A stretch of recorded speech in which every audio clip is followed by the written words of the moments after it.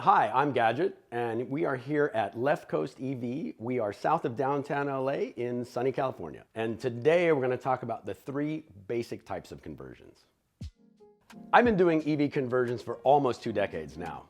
When I started, we used forklift parts and golf cart parts, and we were lucky to get 20 miles of range. And then it wasn't a big deal to just take those motors and connect them up directly to a transmission. They weren't that different from a gas engine. They ran at about the same RPM, they had more torque, but it was okay. Now with the secondary market, we're getting parts from the big boys like Tesla and Nissan Leaf.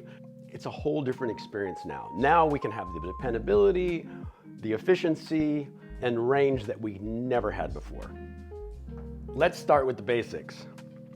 This is the simplest type of conversion. It's one where we just take the gas engine out, we put an electric motor in. This is a rear-wheel drive car with a front engine. This is a rear-wheel drive car like a Volkswagen or Porsche with the transmission adapted to it.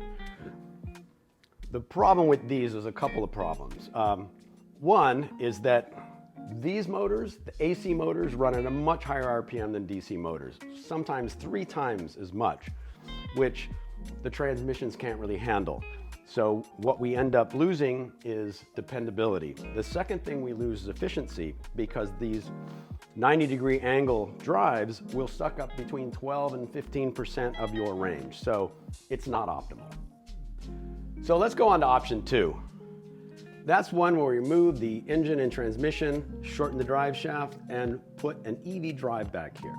We probably have to change the gearing so that it works out, but you will get the dependability back. You now have a motor that has gearing, that can handle the torque and the RPM. The downside is because of this 90-degree drive here, you're gonna lose between 10 and 15% of your range. But if you've got a classic car and you wanna keep the look, then that's probably a good way to go if you don't mind losing a little range.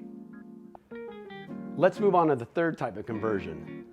That's the one where if it's front-wheel drive or rear-wheel drive, we basically remove the existing engine and transmission, and we drop in a drive unit from an EV. They're like a Tesla or a Leaf. And with this, all we have to do is mate the half shafts. It solves 2 problems. One of them being dependability, because we've taken out all the internal combustion parts that aren't set up for it. And it also gives us efficiency. So when it comes to conversions, this is about as good as it gets. You're going to get your maximum range, your maximum dependability, and it's pretty stellar.